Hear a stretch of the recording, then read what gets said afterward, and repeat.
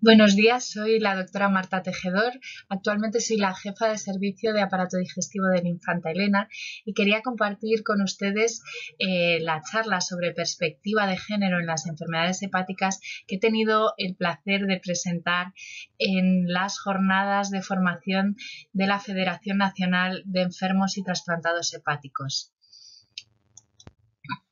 Bueno, si hacemos una búsqueda en Google de médicos famosos y miramos los resultados de las 4 primeras páginas web, encontramos lo siguiente. Desde el antiguo Egipto, donde aparece la primera mujer, pasando por la antigua Grecia, donde aparece Metrodora, pues ya empezamos a ver que hay muchos señores muy importantes que han ayudado a que la medicina avance a lo largo de todo este tiempo, hasta el siglo XIX, en el que aparece Elizabeth Blackwell, la primera mujer en estudiar medicina en Estados Unidos. A continuación, seguimos encontrando muchísimos señores muy importantes y no es hasta que llegamos al siglo XX donde aparecen dos mujeres más dignas de ser consideradas para la inclusión en esta lista. Una farmacóloga y Françoise Barré-Sinoussi, que ganó el premio Nobel por sus avances en el HIV. Históricamente la medicina se ha hecho por y para hombres. Las mujeres se han excluido por multitud de motivos de los ensayos clínicos, principalmente por los potenciales efectos teratogénicos que podían tener las medicinas estudiadas, y por lo tanto la investigación se ha realizado predominantemente en hombres y en animales macho. Incluso cuando se empezaron a incluir a las mujeres en los ensayos clínicos no se hacía un subanálisis por género. Se asumía que la fisiopatología y la fisiología en hombres y en mujeres iba a ser igual. Pero el hecho es que hombres y mujeres somos diferentes. El sexo biológico se traduce en diferencias genéticas y hormonales que van a influir en la patofisiología, las manifestaciones y la respuesta al tratamiento de diferentes enfermedades. Pero además hay una serie de constructos sociales asociados con el género que cada uno elige. Estos constructos sociales hacen que haya determinados comportamientos más frecuentemente adoptados por hombres o por mujeres. Afectan al estilo de vida, a los hábitos nutricionales, al ejercicio y a hábitos tóxicos como fumar o beber. Todas estas actitudes, todos estos comportamientos van a provocar efectos epigenéticos que van a modular la expresión del sexo biológico. Y no solo eso, sino que estos comportamientos también van a hacer que la percepción de enfermedad, la relación con el ámbito sanitario y la toma de decisiones sea diferente entre los distintos géneros. Y no solo eso, sino que los profesionales sanitarios pueden tener un sesgo que haga que no se ofrezcan las mismas soluciones terapéuticas en función del género. Esta situación de diferencia entre hombres y mujeres se vio por primera vez cuando hablábamos del infarto. Todos somos capaces de reconocer los síntomas típicos del infarto, un dolor opresivo en el centro del pecho que se irradia hacia la mandíbula o hacia el brazo izquierdo. Eso lo tenemos todos clarísimo, pero ese es el infarto en hombres. En las mujeres, aunque también predomina el dolor torácico como síntoma guía, con frecuencia se asocia con síntomas inespecíficos como el mareo, la fatiga o una molestia vaga en la boca del estómago, que con frecuencia incluso se ha achacado a ansiedad. ¿Y qué ocurre en la enfermedad hepática? Pues vamos a centrarnos en estos tres ámbitos: el pretrasplante, el trasplante y el posttrasplante. En cuanto al momento pretrasplante, vamos a revisar la influencia de las hormonas en el desarrollo de hepatopatía. Cualquier enfermedad que afecta al hígado va a provocar la muerte de los hepatocitos y la liberación de mediadores inflamatorios que van a activar a las células estrelladas y a las células de Kupffer, encargadas del depósito de matriz extracelular y por tanto la progresión de la fibrosis y el daño del DNA de los hepatocitos y por lo tanto el desarrollo de tumores hepáticos. Los estrógenos, como pueden ver en la diapositiva, inhiben la activación de las células estrelladas y de las células de Kupffer. Tienen una serie de efectos, inhiben la fibrogénesis, como pueden ver aquí, al inhibir la activación de las células estrelladas se va a bloquear la fibrogénesis. También tienen efectos antioxidantes, protegen a las mitocondrias, evitan el envejecimiento celular y promueven la inmunidad. Pero activan la vía del TNF-alfa, que es la vía principalmente implicada en la toxicidad por alcohol. Por lo tanto, las mujeres jóvenes en edad fértil van a ser particularmente susceptibles a los efectos tóxicos del alcohol. En cuanto a la enfermedad hepática metabólica, es importante recordar que la distribución de la grasa corporal no va a ser la misma en las mujeres, donde la distribución es en forma de pera. Esa grasa se acumula sobre todo en la zona de las caderas, somos más culonas, mientras que los hombres esa grasa se distribuye a nivel abdominal, es lo que llamamos la distribución en manzana. Y esa grasa que se acumula a nivel abdominal provoca un microambiente inflamatorio en el hígado que va a favorecer la activación de estas células estrelladas y de Kupffer, esta activación de la interleuquina 6 y el TNF-alfa, favoreciendo la progresión de la fibrosis y el desarrollo de tumores hepáticos. Además, los andrógenos bloquean la producción de adiponectina, que tiene un efecto protector sobre el desarrollo de cáncer. Cuando aparece la menopausia, desaparece ese efecto protector de los estrógenos y las mujeres presentan una progresión de la enfermedad hepática equivalente a los hombres. La etiología de la enfermedad hepática también es diferente entre hombres y mujeres. En este estudio del Registro Español de Trasplante Hepático, que incluye más de 9.000 pacientes, vemos como el alcohol es la causa predominante de cirrosis en los hombres, mientras que en las mujeres predominan las enfermedades colestásicas y autoinmunes y el hígado graso. Dentro de la categoría de otros, no podemos olvidar que las mujeres son más susceptibles de padecer fallo hepático agudo y toxicidad por drogas.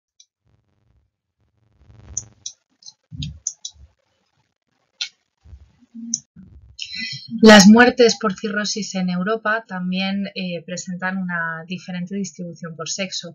El alcohol es la primera causa de muerte en ambos sexos, aunque predomina en los hombres, y como veíamos antes, el hígado graso predomina en las mujeres.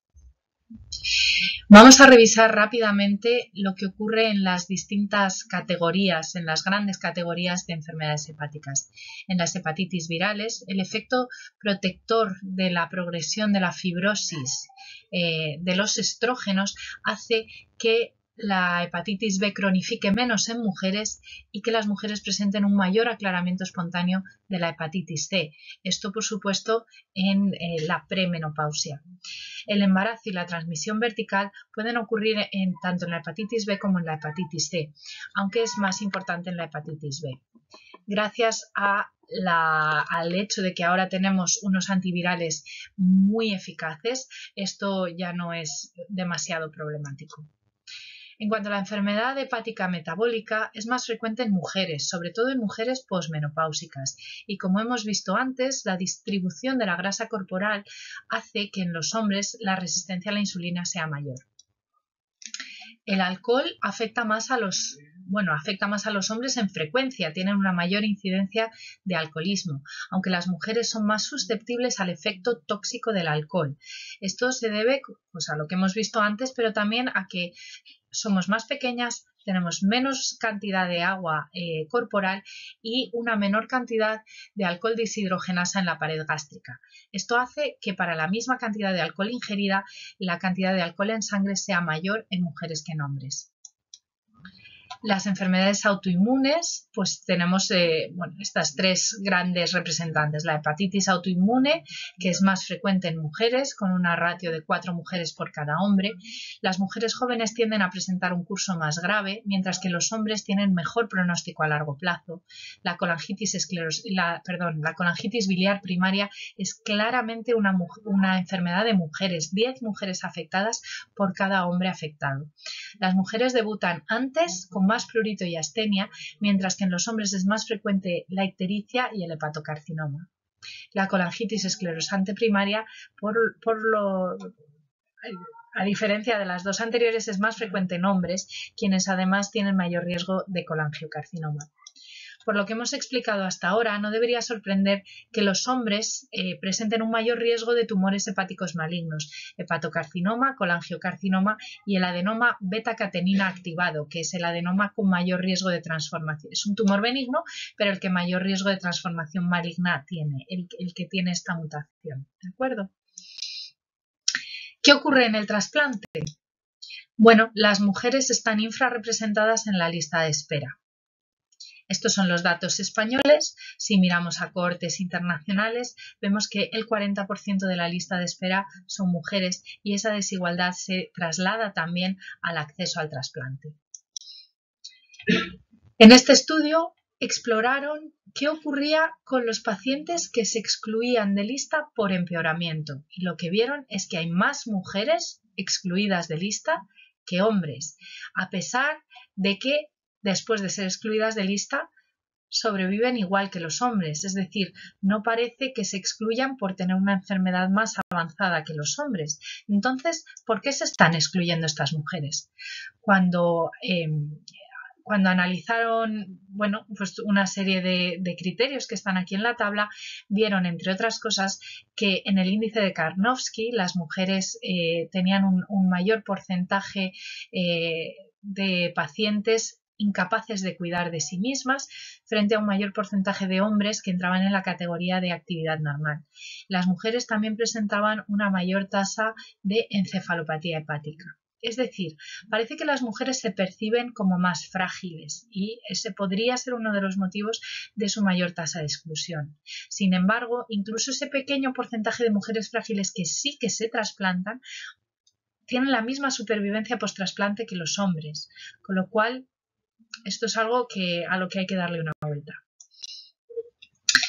En esta diapositiva hemos tabulado los datos del OPTN que están disponibles en la página web, los hemos sacado hace unos días.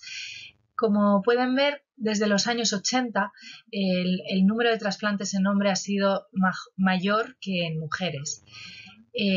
Y llama la atención que desde que se introduce el MELD a primeros de los 2000, el número de trasplantes en hombres sigue aumentando, mientras que el número de trasplantes en mujeres se estanca. Esta diferencia, que era de un 9%, el ratio de trasplantes en mujeres era un 9% inferior a los hombres en la era pre-MELD, empeora y aumenta un 14% en la era post-MELD. Este otro estudio confirma lo mismo. Los pacientes en la era post-MELD, lo que vemos es que las mujeres se excluyen más de lista que los hombres, cosa que no ocurría en la era pre-MELD. Y en cuanto a cuántos pacientes reciben un trasplante, las mujeres están en desventaja en ambos periodos. Y las mujeres presentaron un 30% más de probabilidades de muerte en lista de espera en la era post-MELD. ¿Esto pasa también en España?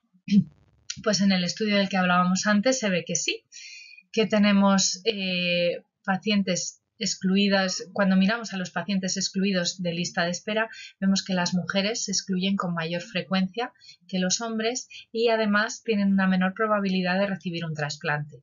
Estas diferencias se han acortado en años recientes. Si ven, la diferencia entre la barra azul y la barra amarilla es mucho mayor en las dos situaciones antes de 2011 comparado con después de 2011.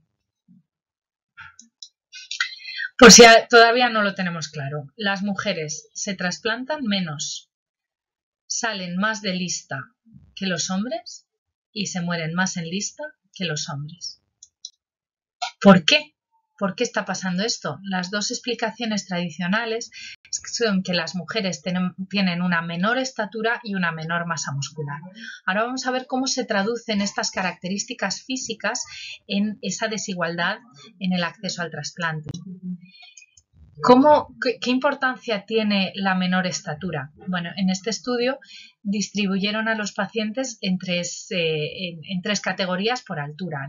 Y como pueden ver aquí, los pacientes con menos de 1,65 m eran predominantemente mujeres comparado con los hombres que se distribuían en las otras dos categorías.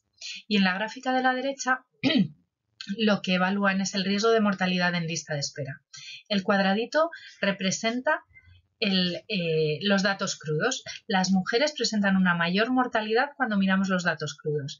Entonces los investigadores se plantean, pero esto puede ser porque las mujeres tengan una enfermedad más grave, porque tengan un grupo sanguíneo diferente, por la edad o por la etiología de la cirrosis. Vamos a ver qué pasa entre hombres y mujeres que tengan las mismas características y ajustan para gravedad de la enfermedad hepática, etiología de la enfermedad hepática, grupo sanguíneo, edad, raza, etc.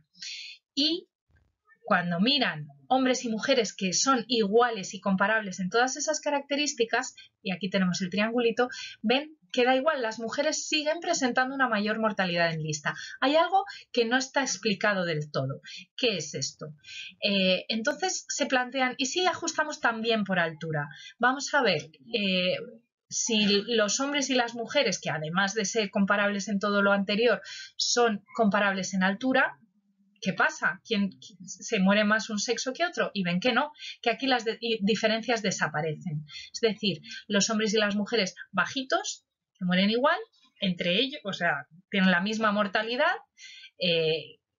y los hombres y las mujeres altos tienen la misma mortalidad. Parece que la altura sí que explica al menos parte de estas diferencias que estamos viendo.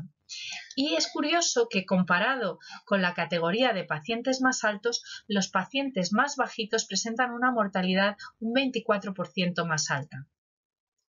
Esto, bueno, pues claro, lo que ocurre es que en esta categoría la inmensa mayoría son mujeres. Y si miramos el size mismatch, pues ¿esto qué quiere decir? Que las mujeres sean más pequeñas quiere decir que su cavidad abdominal es más pequeña. No cabe cualquier órgano, no le podemos poner un hígado de un varón de 120 kilos a una mujer que pesa 50 kilos y mide 1,50 m porque no cabe. Entonces, quisieron analizar estas diferencias en cuanto a poder o no recibir un órgano en función de las características corporales de cada paciente. Este estudio incluye casi 65.000 pacientes de la lista de espera americana. De nuevo vemos cómo las mujeres están infrarrepresentadas. Y seleccionan a aquellos pacientes que alcanzan la primera posición, es decir, son los primeros para recibir un órgano. Un 16% de hombres y un 16% de mujeres, ¿vale? ¿De acuerdo? De momento bien. Pero, ¿qué pasa? Que los hombres que alcanzan esta primera posición lo hacen generalmente porque reciben puntos de excepción en el contexto de tener un hepatocarcinoma. Y con frecuencia el hepatocarcinoma aparece sobre enfermedades hepáticas menos avanzadas. Así que estas mujeres que alcanzan las primeras posiciones, que no tienen puntos de excepción, tienen enfermedad más grave, tienen un MEL más alto. ¿Y qué pasa cuando se les oferta un órgano a estos pacientes? Pues hay un 48% de varones en los que ese órgano se rechaza frente a un 52% de mujeres en los que ese órgano se rechaza. Esta diferencia es significativa. El órgano se rechaza con más frecuencia en mujeres por distintos motivos. Pero si nos vamos a mirar los pacientes en los que se rechaza por una cuestión de tamaño, vemos que en las mujeres ese es el motivo en el 16%, el 17% de los casos frente a un 5% de los hombres. Y esto es importante porque estas mujeres en las que se rechaza un órgano tienen una mayor mortalidad, probablemente relacionada con esa enfermedad hepática más grave. Cambiamos de tercio, vamos a hablar ahora de la función renal. ¿Qué tiene que ver la función renal con esto que estamos hablando del tamaño y de la masa muscular? Tiene que ver con la masa muscular. ¿Por qué? Pues vamos a verlo en esta diapositiva. Lo que comemos, los aminoácidos que llegan por la dieta, se modifican en el riñón y en el hígado y se genera la creatina, que se modifica en el músculo hasta producir creatinina. La creatinina es una sustancia que apenas se modifica cuando pasa por el riñón y el riñón la excreta, ¿vale? De tal manera que la usamos como un marcador subrogado de función renal. La creatinina está en la sangre y el riñón la filtra. Si el riñón filtra muy bien y funciona muy bien, los niveles de creatinina en sangre van a bajar. Si el riñón no filtra bien, no va a filtrar la creatinina y la creatinina en sangre va a subir. Por eso lo usamos como subrogado de función renal. Pero ¿qué pasa si tenemos una cirrosis? Ya tenemos el primer paso alterado, vamos a producir menos creatina. ¿Y qué pasa si en el contexto de esa cirrosis avanzada tenemos además sarcopenia, menos masa muscular de la que corresponde? Pues que ya tenemos alterada la producción de creatinina a 2 niveles y vamos a estar produciendo menos creatinina. Si además somos mujeres y tenemos menos masa muscular porque somos más pequeñas, pues es que ya apaga y vámonos. La cantidad de creatinina que va a haber en la sangre está artificialmente baja, ¿vale? Entonces, partimos de unos niveles de creatinina muy bajos. Si el riñón no funciona, no los va a poder bajar más. Pero comparado con pacientes sanos, en los que el riñón sí que está filtrando y está bajando los niveles de creatinina, pues no vamos a ser capaces de detectar esa disfunción renal, porque los niveles basales de creatinina ya están muy bajos. Y esto hace que la creatinina coloque a las mujeres en una posición de desventaja. Otra manera de ver esto, bueno, pues aquí tenemos en el eje de las X tenemos la gravedad de la enfermedad hepática y en el eje de las Y tenemos la creatinina en la gráfica de la izquierda y la estimación del filtrado glomerular, ¿vale? Esto sí es función renal, en la gráfica de la derecha. Como vemos, a medida que aumenta la creatinina, baja el filtrado, ¿vale? Esto lo acabamos de explicar. En la gráfica de la izquierda podemos observar cómo la creatinina, los valores de creatinina en las mujeres siempre están un poquito por debajo de los hombres.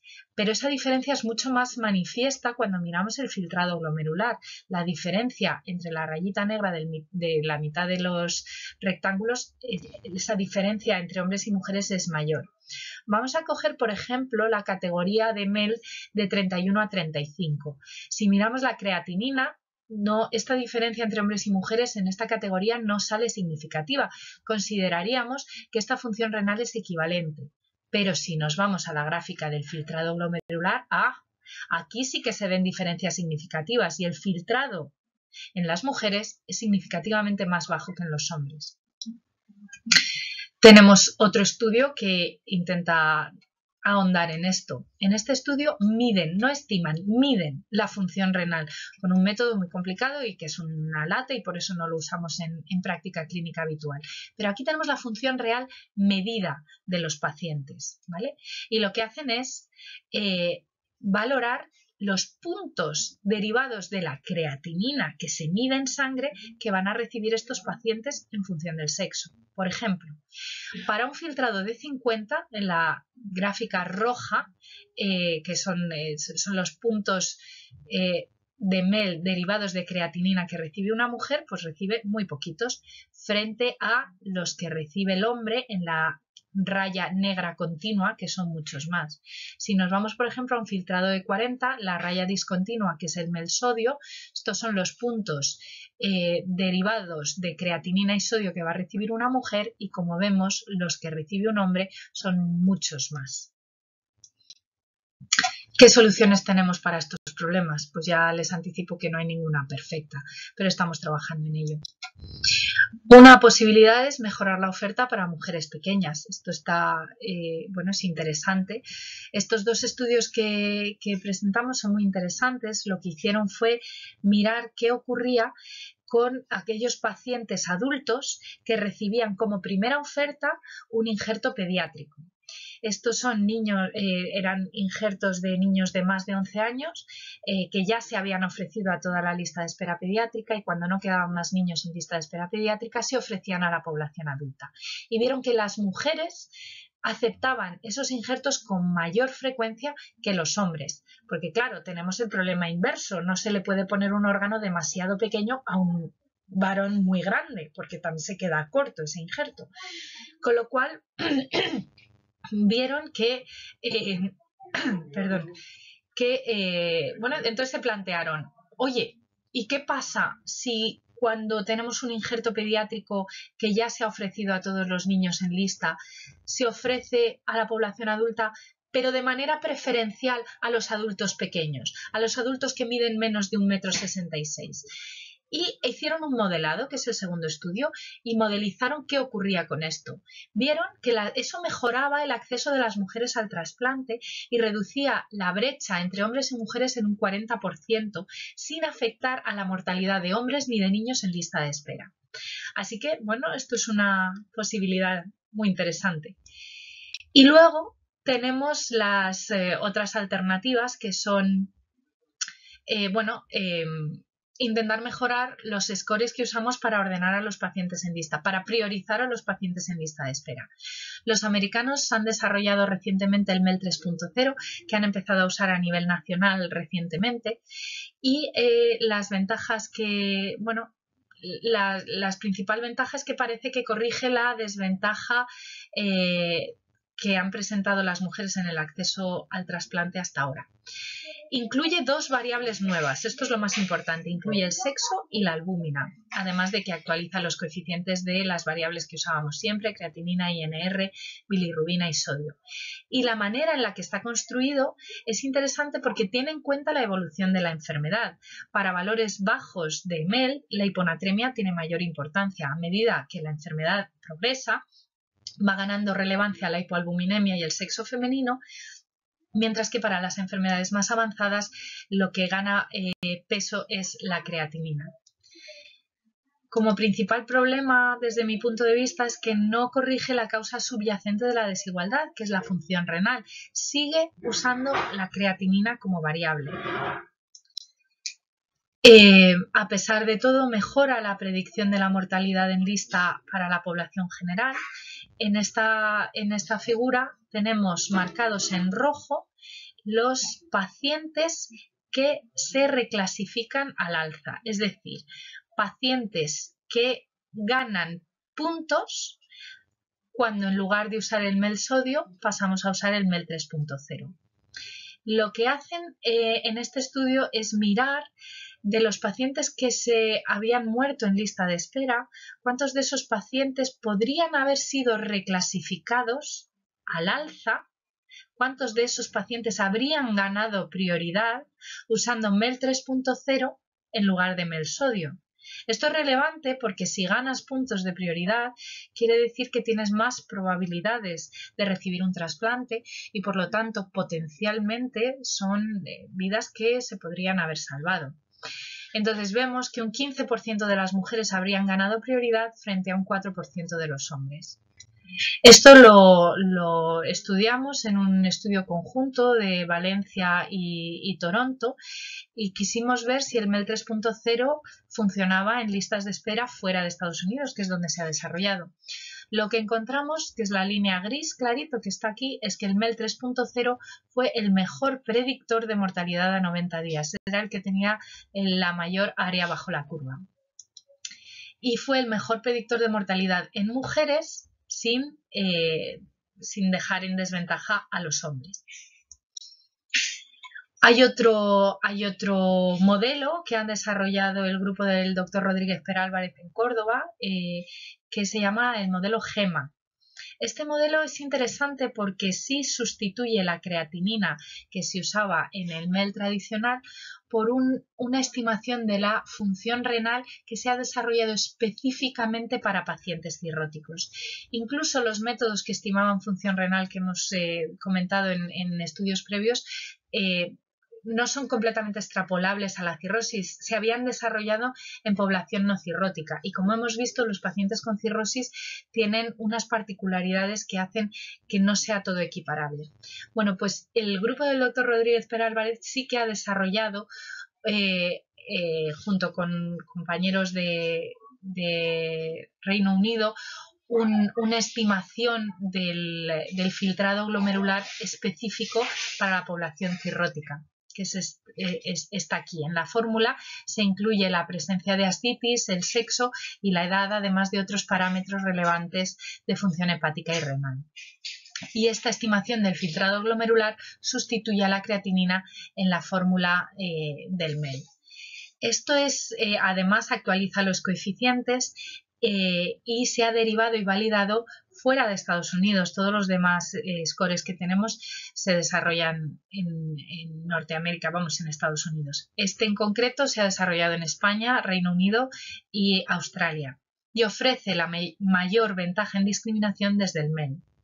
Permite que una mayor proporción de mujeres se priorice en comparación con el MEL y además son las mujeres que tienen mayor riesgo de mortalidad en lista. O sea, no prioriza a todas las mujeres por igual, sino que es capaz de discriminar a aquellas mujeres que tienen mayor riesgo y ellas son las más beneficiadas de este score. Como desventaja, pues incluye una variable subjetiva, que es la ascitis. El G+sodio fue el mejor predictor de mortalidad en todas las cohortes estudiadas y en particular en el subgrupo de mujeres en comparación con la población general. G+sodio cambió la puntuación, mejoró la puntuación en el 32% de los pacientes estudiados y el 13% de los pacientes se habría priorizado de forma diferente utilizando G+sodio en lugar de melsodio. ¿Qué ocurre en el posttrasplante? Bueno, este es otro estudio español de la doctora Serrano de Zaragoza, en el que se ve cómo las mujeres en el primer año posttrasplante presentan una supervivencia discretamente inferior a la de los hombres. Esto se debe principalmente a la reinfección por virus C. Pero la cohorte termina en 2016, el Plan Nacional de Eliminación de Virus C empezó en 2015, los nuevos antivirales son muy potentes y este problema probablemente esté desapareciendo si no ha desaparecido completamente y si volviéramos a hacer el corte ahora veríamos probablemente resultados distintos. La supervivencia se iguala a los 5 años y a los 10 años las mujeres presentan una mejor supervivencia que los hombres, principalmente debido al desarrollo de diferentes malignidades en los hombres. Y esto nos lleva de nuevo a lo que hablábamos al principio. Una posible explicación es que históricamente los hombres tenían, era socialmente aceptado que los hombres tuvieran hábitos tóxicos como el alcoholismo o el tabaquismo, que puede estar influyendo en este resultado. Los datos de los americanos del OPTN, también sacados recientemente, demuestran de nuevo supervivencias equivalentes en hombres y en mujeres en el posttrasplante a 1, 3 y 5 años. Y esto también lo exploramos en dos poblaciones muy diferentes, Toronto y Valencia. Los pacientes españoles se trasplantan muy rápido, se trasplantan en menos de 6 meses, mientras que la lista de espera en Canadá es más larga y estos pacientes de Canadá están más graves. Pero esto no repercute en una diferente supervivencia post-trasplante. Los hombres y las mujeres van igual de bien post-trasplante. Y vamos a abrir un melón. ¿Qué pasa con la población transgénero? Pues nadie lo sabe, no hay prácticamente nada publicado. La cuestión que se plantea es qué pasa con las mujeres, cómo definimos el sexo en realidad, ¿no? Si el sexo es una variable, cómo lo definimos en la población transgénero, especialmente relevante en aquellos pacientes que están recibiendo terapia hormonal de afirmación de género, que es relevante o puede modificar la masa corporal y por ende la creatinina. De momento lo que ha hecho UNOS es añadir un campo que permite introducir el sexo con la finalidad de calcular el MELD en la población adulta y permitir que las mujeres trans reciban puntos extra que no las dejen en desventaja frente a los hombres. Esto es todo muy reciente, esto es algo que tendremos que ir monitorizando, tendremos que ver qué pasa con las mujeres cis. Si eres una mujer cis muy pequeñita, ¿cómo vas a competir, cómo vas a comparar con una mujer trans? Todo esto creo que es algo que acaba de empezar, que tendremos que ir monitorizando y vigilando. Y claramente tendremos que incluir a estas poblaciones en los estudios y tenerlo en cuenta para evitar incurrir en nuevas inequidades de un sentido o de otro. Así que en resumen, Hay diferencias entre hombres y mujeres, biológicas, conductuales y epigenéticas. Las mujeres están infrarrepresentadas en la lista y además presentan un mayor riesgo de exclusión y de no recibir un trasplante. Todo esto tiene una serie de motivos, principalmente que las mujeres son más pequeñas y por lo tanto hay mayor riesgo de que pueda haber un size mismatch. También tienen menor masa muscular, lo que afecta a la estimación de la función renal, y hay una mayor percepción de fragilidad. Se están proponiendo soluciones como, por ejemplo, el desarrollo de MER 3.0 o de GEMA. Es importante recordar que el pronóstico es similar al de los hombres después del trasplante y tenemos que seguir investigando los orígenes de estas desigualdades para poderlos corregir y caminar hacia una sociedad más justa. No quisiera terminar la charla sin hablar de esta iniciativa maravillosa de FENED, de Sendas. Es un grupo de trabajo de mujeres donde encuentran un espacio seguro para compartir sus experiencias y sus necesidades, que son diferentes de las de los hombres. Y bueno, es importante que todos los pacientes, todos los colectivos tengan un espacio donde puedan hablar y puedan expresar esas necesidades que van a ser diferentes y que toda la sociedad podamos escucharlo y saber que existen iniciativas de este estilo. Así que nada más, muchas gracias por su atención. Si les ha gustado, nos pueden seguir en redes. Un saludo.